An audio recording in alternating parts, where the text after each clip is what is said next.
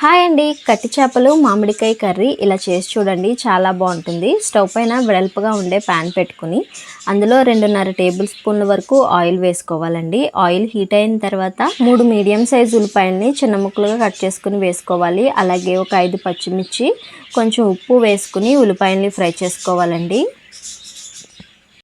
ఉల్లిపాయల్ని లైట్గా ఫ్రై చేసుకున్న తర్వాత అందులోకి ఫ్రెష్గా నూరిన 1 టేబుల్ స్పూన్ వరకు అల్లం వెల్లుల్లి వేసుకోవాలండి. అల్లం వెల్లుల్లి వేసుకుని పచ్చివాసన పోయేంత వరకు ఫ్రై చేసుకోవాలి. తర్వాత 1/2 టీ స్పూన్ వరకు పసుపు వేసుకుని పసుపును కూడా 1 నిమిషం పాటు ఫ్రై చేసుకోవాలండి.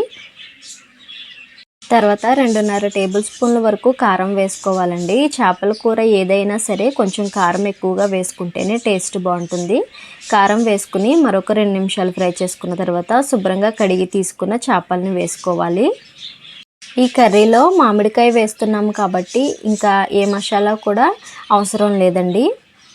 చేపలు మునిగేంత వరకు వాటర్ వేసుకున్న తర్వాత మూత పెట్టి 2-3 నిమిషాలు కర్రీని ఉడికించుకోవాలండి. తర్వాత మీడియం సైజు ఒక మామిడికాయని ఇలా తురుముకొని వేసుకోవాలండి. ఇలా తురుముకొని వేసుకోవడం వల్ల గ్రేవీ చిక్కగా బాగుంటుందండి. మామిడి తురుము వేసుకున్న తర్వాత మంటను మీడియం ఫ్లేమ్లో పెట్టుకుని కర్రీ దగ్గర పడేంత వరకు ఉడికించుకోవాలండి.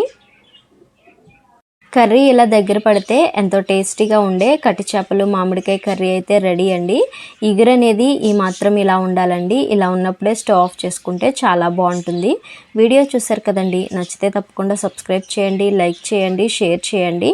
ఇలాంటి రెసిపీస్ కోసం సబ్స్క్రైబ్ చేయడం మర్చిపోకండి. Thanks for watching.